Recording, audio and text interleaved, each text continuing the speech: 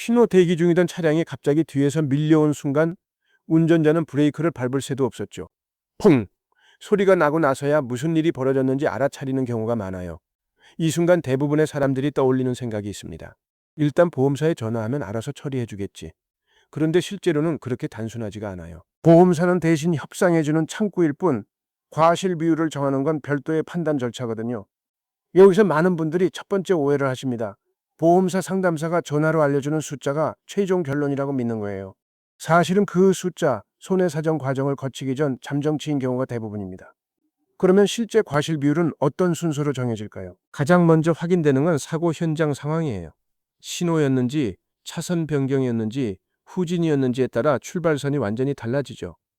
먼은 두 번째 단계에서는 이 현장 상황을 미리 정해진 기준표에 대입합니다. 과실 비율 인정 기준표라는 게 있는데요. 사고 유형별로 기본 비율이 이미 정해져 있어요.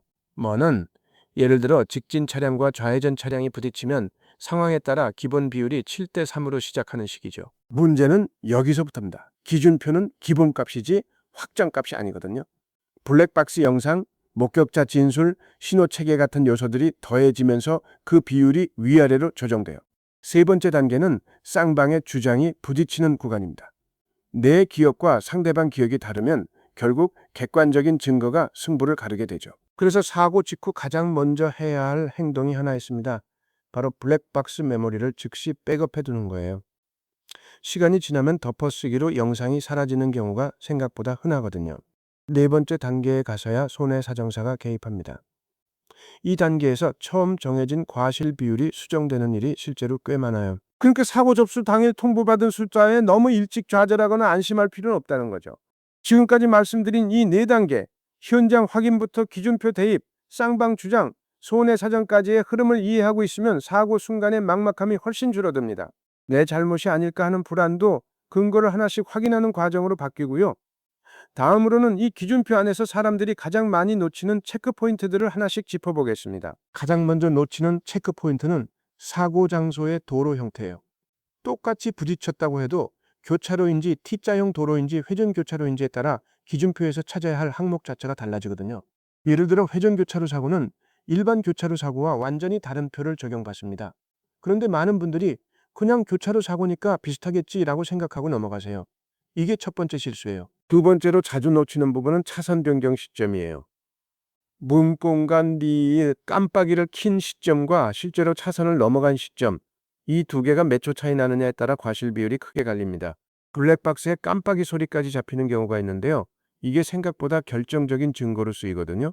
그러니까 사고 직후에 깜빡이 켰다고 말로만 주장하지 말고 영상에서 그 부분을 직접 확인해 보시는 게 중요해요. 세 번째 체크 포인트는 정지선 위치입니다.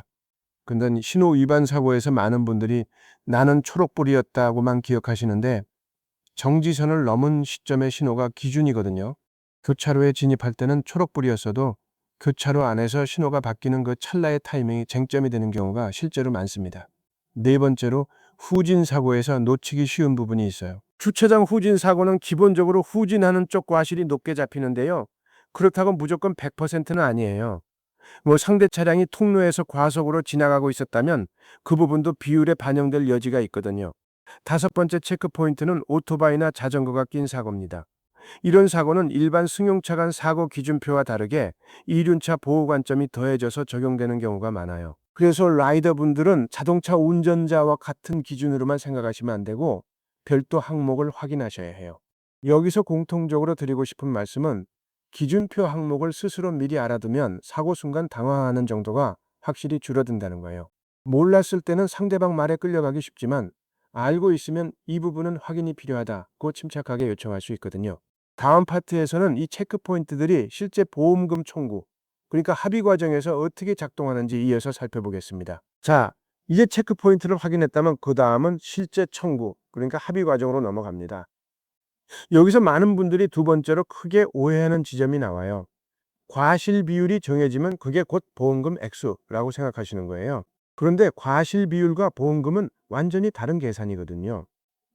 과실 비율은 누가 얼마나 잘못했는가를 나누는 기준이고 보험금은 그 비율을 실제 손해액에 곱해서 나오는 결과물이에요. 예를 들어 내 차 수리비가 500만 원 나왔는데 내 과실이 30%라면 상대방 보험사에서 받는 돈은 350만 원 선에서 조정되는 시기죠. 문제는 이 손해액 자체도 협상 대상이라는 점이에요. 수리비 견적이 정비소마다 다르게 나오는 경우가 흔하고 렌트카 비용이나 휴차료 같은 부수적인 항목도 포함되느냐 마느냐로 다시 조율이 들어가거든요. 그래서 과실 비율만 확인하고 끝내지 마시고 손해액 산정 근거 서류도 함께 요청해 보시는 게 좋아요. 여기서 자주 나오는 예외 상황이 하나 있는데요. 바로 무보험 차량과의 사고입니다. 상대방이 보험에 가입돼 있지 않다면 과실 비율 협상 자체가 아예 다른 절차로 넘어가요. 이럴 때는 내 보험에 무보험차 상해 특약이 있는지부터 확인하셔야 하고요. 특약 유무에 따라 대응 방법이 완전히 달라지거든요.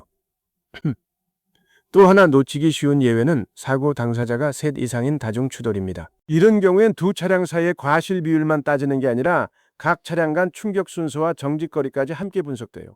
그러다 보니 처음 안내받은 과실 비율이 나중에 조정되는 폭이 단순 쌍방사고보다 더 클 수 있다는 점 미리 알아두시면 당황하지 않으실 거예요. 여기까지가 실제 청구와 합의 단계에서 벌어지는 일들이었고요. 이제 사고 이후에 내가 직접 할 수 있는 점검, 그러니까 준비 단계로 넘어가 보겠습니다. 사고는 예고 없이 오지만 준비는 미리 할 수 있습니다.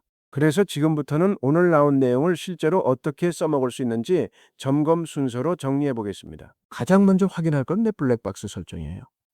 상시 녹화가 켜져 있는지, 메모리 카드 용량이 넉넉한지, 이 두 가지는 평소에 미리 봐두셔야 사고 순간 영상이 남아 있어요.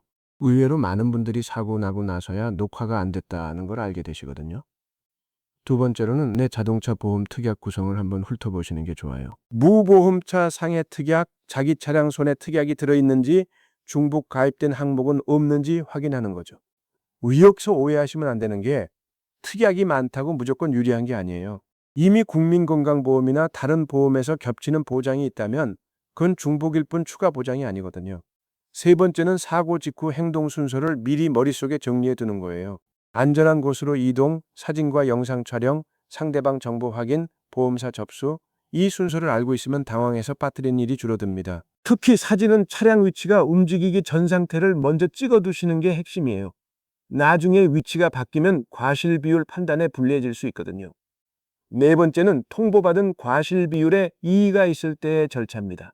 무조건 받아들이기보다 근거 자료를 요청하고 손해사정 재심의를 요청할 수 있는지 확인해 보시는 게 순서예요. 다만 이의 제기가 항상 유리한 결과로 이어지는 건 아니라는 점도 함께 기억해 두시면 좋겠습니다. 근거가 명확할 때 시도하시는 게 현실적이에요. 오늘 짚어드린 판단 순서와 체크 포인트들 한 번에 다 외우지 않으셔도 괜찮습니다. 중요한 건 사고가 났을 때 나는 뭔가 확인할 게 있다는 감각을 갖고 계시는 거예요. 그 감각 하나만 있어도 다음번엔 지금보다 훨씬 침착하게 대응하실 수 있을 거라고 생각합니다.